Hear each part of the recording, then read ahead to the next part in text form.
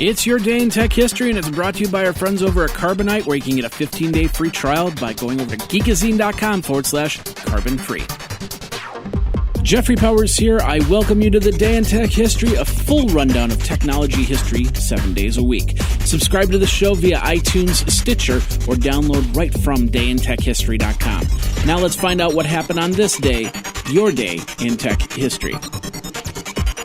January 1st. Happy New Year to everybody out there at the Day in Tech History. I hope you had a great New Year. 1934, the International Telecommunications Union is founded to standardize and regulate international telecommunications. 1939, Dave and Lucille Packard move into a rented home located at 367 Addison Avenue in Palo Alto, California. William Hewlett rents the cottage located behind the house. David and William, who were ex-Stanford classmates, establish HP in the house's garage, which would later be designated as a California Registered Historical Landmark number 976, which was the birthplace of Silicon Valley. 1945, John Malky and J. Presper Eckert sign a contract to build the first general-purpose electronic digitally stored program computer ever designed. The EDVAC, Electronic Discrete Variable Computer, was started. In 1946, the ENIAC was revealed. It was built at Moore School of Engineering in the University of Pennsylvania in Philadelphia.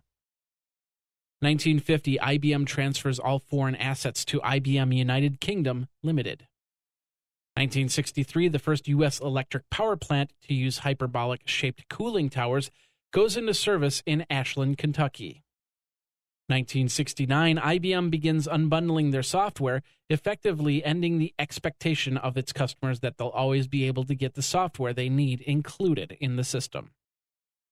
1970, Unix time begins. 1972, the Coordinated Universal Time, or UTC, which is a high-precision atomic time standard, is adopted globally. 1975, Bill Gates signs a document formalizing the existence of the Traf-O-Data Company. The company was a partnership between Bill Gates, who held 43% of the company, Paul Allen, who held 36% of the company, and Paul Gilbert, who held 21% of the company. 1979, Microsoft moves to its Bellevue, Washington address from Albuquerque. 1981, 30 years ago, the Kermit project, a program to develop a transparent and flexible file transfer protocol, begins at Columbia University. 1983, the entire ARPANET is required to have switched from the Network Control Protocol, or NCP, to Transmission Control Protocol Internet Protocol, or TCP-IP. 1984, AT&T is divested into 7 regional telephone companies, ending the Bell system. AT&T retains assets worth $34 billion. 1985, Coleco Industries announces that they will sell off their entire inventory of Atom home computer systems to an unnamed United States retail chain at prices below cost. 1986, Wayne Bell released version 3.0 of the WWIV bulletin board system. 1990, Steve Bonney, chair of the International FidoNet Association Elections and Nomination Committee, announces that the results of the referendum on the passage of the control of FidoNet into the International FidoNet Association.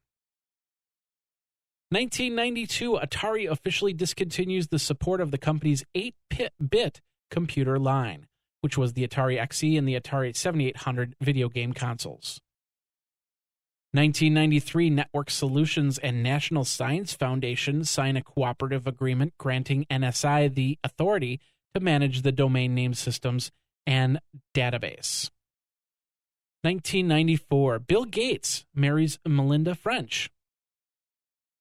And 1997, the Data Processing Management Association officially becomes the Association of Information Technology Professionals. And in 1998, the rights to the WWIV bulletin board system that we talked about happened in 1986. were purchased by WWIV Software Services from its creator, Wayne Bell. Now this word from our friends over at ARPANET who want to help you pursue your passion. January is a month to reflect on what you did the previous year and also plan what you're going to do in the next. One thing you might want to put on that resolution list is to back up your data. And ARPANET is here to help with that. Founded in 2005, ARPANET backs up over 300 billion files to their secure servers, from photos of your newborn to important videos of the family and friends, not to mention those years of scanned documents you've been spending days digitizing. All of it gets stored in their secure cloud, so you're protected from fire, theft, and other acts, but also able to pull it down on your iPad to show those cute pictures to friends and family. Your data is secure and encrypted, and if you're a small business in the healthcare market, ARPANET can help since they are also HIPAA compliant. It's your life backed up for $59.95 a year, a small investment in important files. For more information, you got to check out geekazine.com/carbon free. That's geekazine.com/carbon free. Back up now, back up often, back up offsite with ARPANET. Now let's get back into your day in tech history. Back in at 2000, the much-publicized Y2K computer bug passes with only the most minor of complications, following the year's preparation and billions of dollars in preparation. Of course, the Y2K bug was basically the years. The people put in the programs a 2-digit year instead of a 4-digit year. So when the clocks rolled over, a lot of computers would think it's 1901 instead of 1900 instead of 2000. In 2001, Microsoft announced that Windows 95 has been discontinued and henceforth will be legacy software. 2002, Palm Source becomes a subsidiary of Palm Incorporated. 2003, the Public Interest Registry assumes responsibility as the registry operator for the .org top-level domain from VeriSign. 2004, version 5.8.3 of the Perl programming language was released.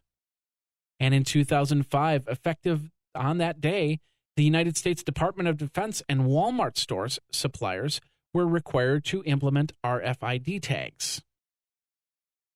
Also, Microsoft had files noticed in Pima County, Arizona Superior Court that it had won a $7.4 million civil judgment in King County, Washington, against Glenn Heffernan.